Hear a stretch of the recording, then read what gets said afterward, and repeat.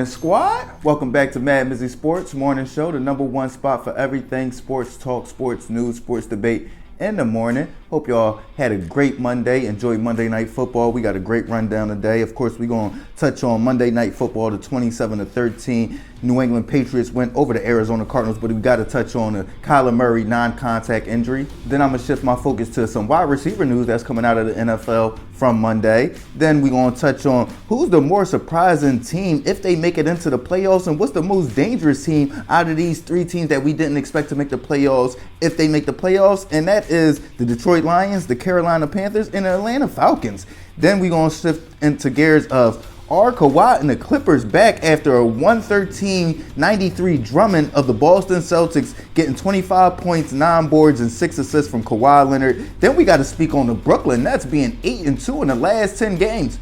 Here come the Brooklyn Nets. And of course, to end it off, we got to touch on the NBA games coming on ESPN tonight of the Golden State Warriors at the Milwaukee Bucks and the Boston Celtics at the Los Angeles Lakers. Let's get right into it, gang, gang. So let's start off going back to last night, Monday Night Football in Arizona. 27-13, New England Patriots beat the Arizona Cardinals. And I don't really want to focus on that because the entire feeling and energy of the game shifted as soon as Kyler Murray got hurt. Third play from scrimmage, running the ball, non-contact knee injury. They're saying there's a strong possibility that it's an ACL tear and he's going to be out for the rest of the year heading into next year. What do I take from this game? I just hope I didn't put the kibosh on Kyler Murray because I came on yesterday. I'm expecting that it's going to be a close game. I thought that the Arizona Cardinals were going to be able to pull it out because Kyler Murray's playmaking ability, his ability to run around, find DeAndre Hopkins, maybe find Robbie Anderson, Hollywood Brown, all those weapons that they have out there. And he went out there and he got hurt in his first series, third play from scrimmage.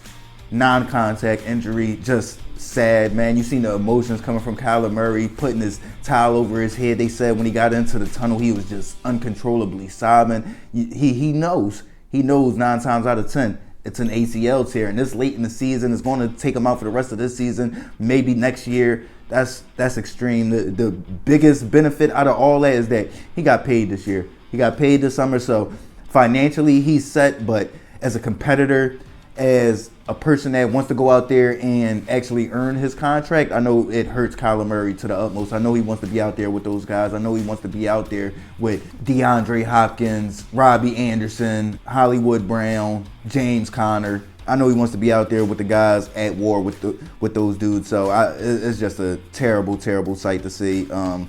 I don't know what the Arizona Cardinals are going to do moving forward. They definitely better invest in a backup. If the Baltimore Ravens are willing to move off of Tyler Huntley, that's who I would be going out for if I was the Arizona Cardinals. But yeah, just sad to see from Kyler Murray, and a much needed win from the New England Patriots. As I said yesterday, they needed that win more than the Arizona Cardinals did. Let's move on. We got some huge wide receiver news coming out of the NFL yesterday. The Cowboys add T.Y. Hilton, the ex-Colts wide receiver, to their receiving core. What does this mean moving forward for the Dallas Cowboys? For me, it means that the Cowboys are all in this year. I know a lot of people were saying that, if they go out and get Odell Beckham Jr., then they're all in there. They're trying to get it this year. To me, this move represents that they're all in still without going after Odell Beckham Jr. because we know that the news leaked about Odell Beckham and where he was in his recovery process, and he wasn't going to be able to get back probably until the playoffs. So to add T.Y. Hilton that can step right into the lineup right now, then you possibly are adding James Washington back. That's 2 deep threats right there to add to Dak Prescott and what he already has with CeeDee Lamb and Michael Gallup. So I'm loving what the Cowboys are doing. They're pushing the chips into the middle of the board. T.Y. Hilton is a deep threat. Add James Washington, a deep threat. You already got CeeDee Lamb and Michael Gallup to eat up the intermediate and short routes as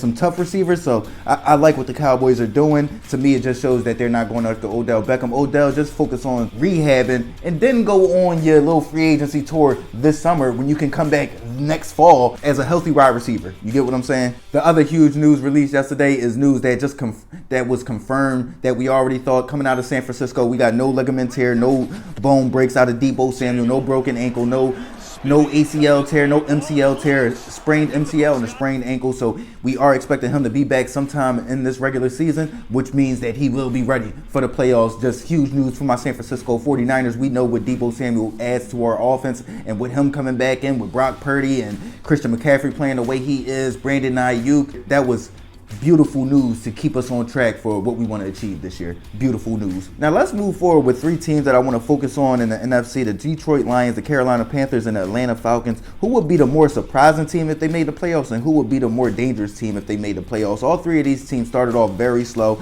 been getting them on the winning track lately. For the Detroit Lions, the Carolina Panthers, and the Atlanta Falcons. The Carolina Panthers have been on the winning track lately, and the Atlanta Falcons have just been mediocre as they have been all year. It's just that NFC South has been very, very bad. But when you look at all three of those teams, to me, the most surprising team if they were to make the playoffs would be the Carolina Panthers. When you think about, they started off super slow, going out there, getting Baker Mayfield in the offseason. Baker Mayfield started terrible. What was he? 0-2, 0-3. Then they fired Matt Rule. Steve Wilks is in there. If Steve Wilks gets the Carolina Panthers to the playoffs, he should be the head coach moving forward. But yeah, the Carolina Panthers would definitely be the most surprising team for me coming out of nowhere. You think they've had three quarterbacks this season: Baker Mayfield, PJ Walker, and now Sam Darnold is in there. They've been winning the last couple games. I think they're on a 2-game winning streak, but the Carolina Panthers are just coming out of nowhere when you ask me. And that NFC South, for them to overcome Tom Brady, although they're having a down year, and the Tampa Bay Bucks would just be an utter surprise to me. But the more dangerous team if they make it into the playoffs are hands down the Detroit Lions. Right now, the Detroit Lions might be one of the best teams in the NFC right now, and they've won 5 of their last 6 games. They took the Buffalo Bills down to the wire. Their offense is explosive. Their defense is coming around. I love what Dan Campbell is down there building in Detroit with the Lions, man.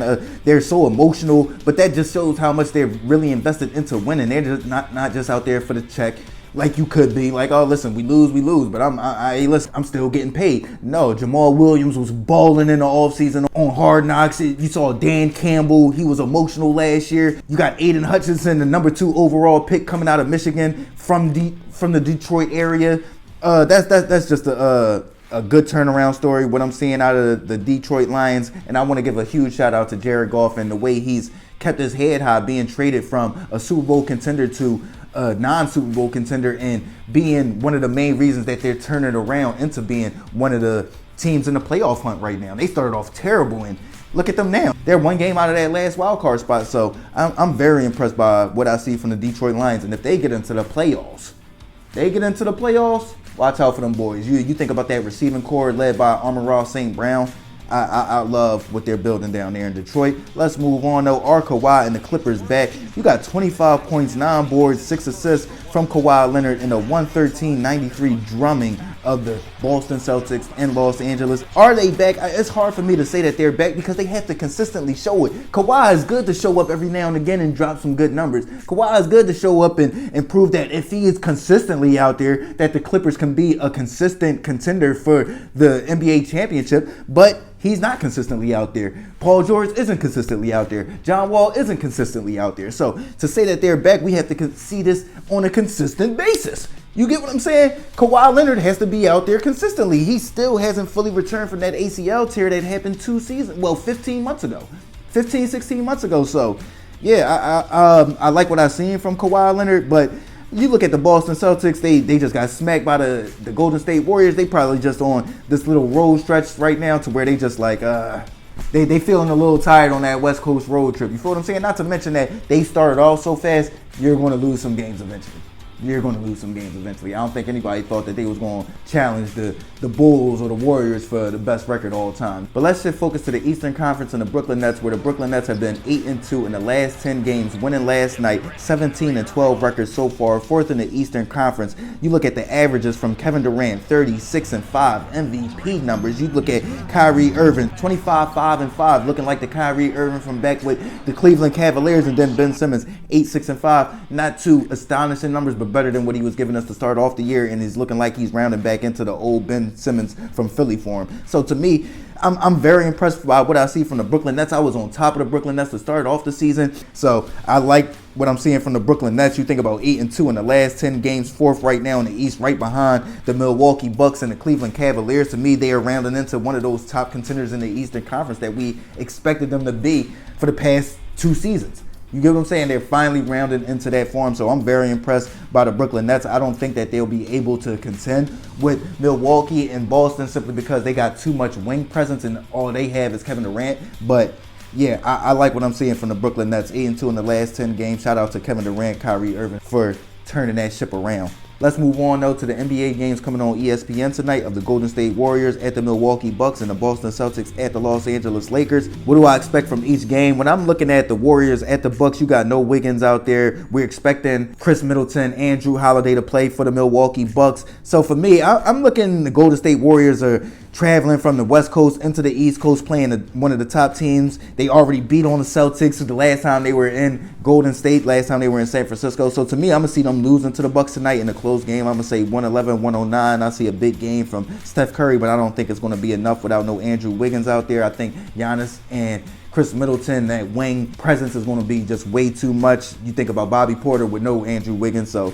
yeah, I like the Milwaukee Bucks in this game. And then in the Celtics at the Lakers, I'm going to go with the Lakers in this game. I'm seeing a huge game from Anthony Davis. I do think that the Boston Celtics are wanting to bounce back after being beat on twice. This road trip hasn't been treating the Boston Celtics right, but I think that the Los Angeles Lakers are going to add to that. They lost 2 of their last 3 games, but I feel like Anthony Davis was hurt in that one game. He got into foul trouble in Philly, and then they bounced back in that next game, in their last game. So I feel like they'll get back onto that winning streak. Anthony Davis will have a huge game tonight with no presence of Al Horford, no Robert Williams, no Tom Lord out there. So yeah, I'm gonna go with the Lakers 107-102 over the Boston Celtics. Let me know what y'all think though. Monday Night Football, the New England Patriots beat the Arizona Cardinals 27-13. Kyler Murray non-contact injury. Wide receiver news out of the NFL, no major damage for Deebo Samuel, avoids major tears to his ligaments and avoids breaking bones. Cowboys add T.Y. Hilton to their receiving core. More surprising team and most dangerous team, if either of these teams were to make the playoffs, the Detroit Lions, the Carolina Panthers, or the Atlanta Falcons, who are all still in the playoff race, are the Los Angeles Clippers and Kawhi Leonard back after 25 points, 9 boards, 6 assists, and a 113-93 win over the Boston Celtics. 8-2 in the last 10 games, 17-12 record, 4th in the Eastern Conference are the Brooklyn Nets, led by Kevin Durant, back and officially top contenders in the Eastern Conference. And then let's break down the games coming on ESPN tonight of the Golden State Warriors at the Milwaukee Bucks and the Boston Celtics at the Los Angeles Lakers. Who do y'all have in those games, and what are the key matchups y'all looking out for? Let me know what y'all think. This is MadMizzy Sports Morning Show. Like, comment, share, subscribe, listen, alert. MizzyWorld Entertainment. Gang.